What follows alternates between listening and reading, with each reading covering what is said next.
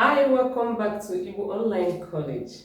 My name is Edith Mogu, and on this channel, I bring you lessons on Igbo language, literature, and culture.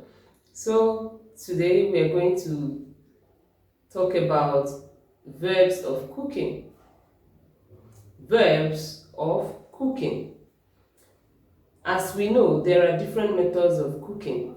Just like in English, we have steaming, we have cook, we have grill, and all those. In Igbo, we have different terms to describe different methods of cooking, the different styles of cooking.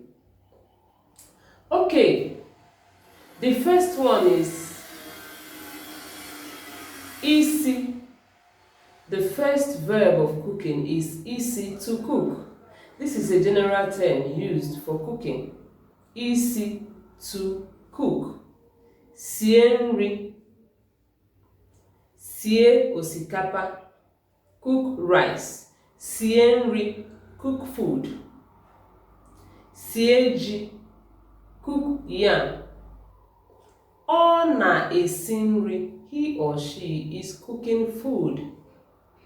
Esiri m nri, I cooked food. O siri nri, he or she cooked food.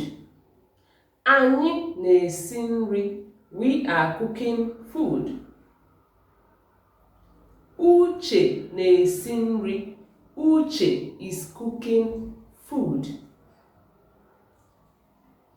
So it could be any type of food. Once you use isi, sie, cook.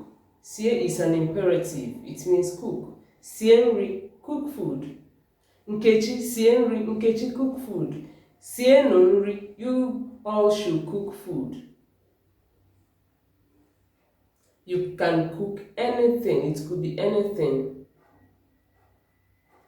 Na-esi nri is cooking food. Na-esi nri is cooking food. You can remove the food and add any food of your choice.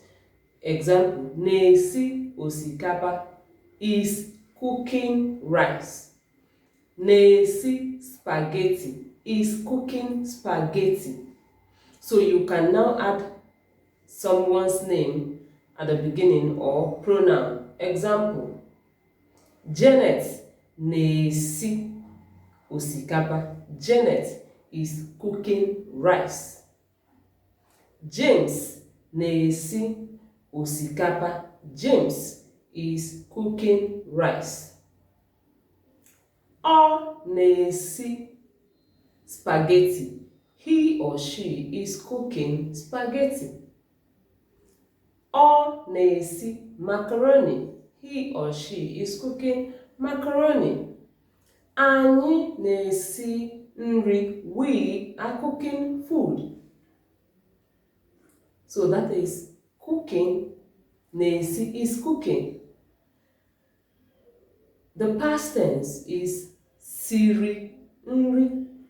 Siri nri, cooked food. Siri nri, cooked food. So you can remove the food and add any type of food you want. Then at the beginning you add a person's name or a pronoun. For instance, you say, Janet siri osikapa. Janet cooked rice. James siri osikapa. James cooked rice. O siri spaghetti. He or she cooked spaghetti. O siri macaroni. He or she cooked macaroni. Anyị siri nri. We cooked food. To make it future, you say ga-esi. Ga-esi, will cook. Ga-esi, will cook. So you add somebody's name before the verb, then the food after the verb. Janet ga-esi osikapa. Janet will cook rice. James ga-esi spaghetti. James will cook spaghetti. Anyị ga-esi nri. We will cook food. Ọ ga-esi nri. He or she will cook food. So we go to the next verb of cooking. Ime. Ime is to grill. Ime, to grill. Mia ano, grill the meat. Mia azụ, grill the fish. Ọ na-amị anụ. You say, mia is an imperative. You tell somebody to grill something, or a fish or meat. Mia ano. Mia ano. Uche, mia ano. Uche, grill the meat. So when you say mia, it means grill. Now you can say na-amị is grilling. Na-amị is grilling. So you add a pronoun, someone's name, before the verb, and then what the person is grilling after the verb. Example, Janet na-amị anụ. Janet is grilling meat. James na-amị azụ.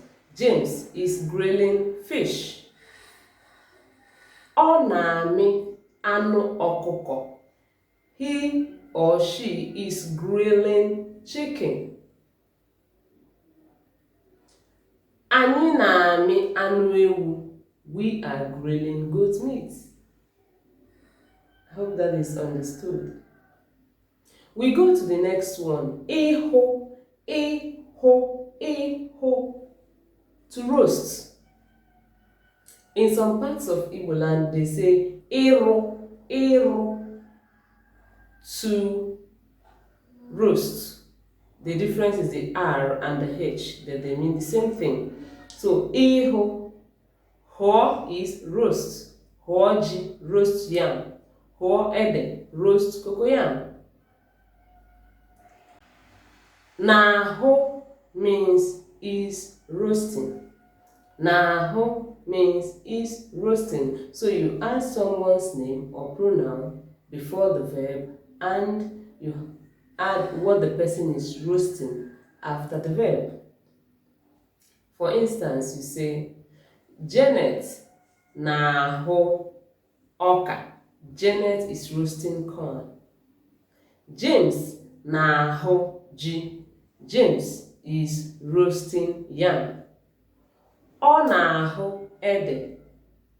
He or she is roasting cocoyam. Anyị na-ahụ ji. We are roasting yam. Unu na-ahụ ede. You all are roasting yam, cocoyam. Ị na-ahụ ọka. You are roasting corn. We go over to the next verb. Alright, to say the past tense, you say horo is past tense. Horo, roasted. Janet horo ọka. Janet roasted corn. James horo ji. James roasted yam. Ọ hụrụ ede. He or she roasted cocoyam. Ahụrụ m ji. I roasted yam. Anyị hụrụ ede. We roasted cocoyam. Unu hụrụ ji. You all roasted yam. Ị hụrụ ọka. You roasted corn. Alright. The next verb is ighe, to fry. Ighe, to fry. Ighe, to fry. Ghe means fry. It's an imperative. Fry. Uche, ghe anụ. Uche, fry meat. Na-eghe means is frying. So you add the person's name or a pronoun before the verb na-eghe. and then after the verb you add what the person is frying. So let's give some examples. Janet na-eghe anụ. Janet is frying meat. James na-eghe azụ. James is frying fish. Ọ na-eghe plantain. Plantain in Igbo is jioko, jioko or ojoko. Ọ na-eghe jioko, but if you can't find the word, you say ọ na-eghe plantain. Ọ na-eghe potato. Potatoes in Igbo we call it nduku, nduku potato. Ọ na-eghe potato. Anyị na-eghe nduku. We are frying potatoes. Ị na-eghe ji. You are frying yam. The past tense is ghere. Janet ghere anụ. Janet fried yam. James ghere azụ. James fried fish. O ghere plantain. He or she fried plantain. Anyị ghere nduku. We fried potatoes. Ị ghere anụ. You fried meat. Geghe means will fry. Janet geghe anụ. Janet will fry meat. James geghe azụ. James will fry meat. Ọ geghe nduku. Ọ geghe nduku. He or she will fry potatoes. Anyị geghe jioko. Anyị geghe plantain. We will fry plantain. Ị geghe anụ. You will fry meat. Ọ geghe tomato.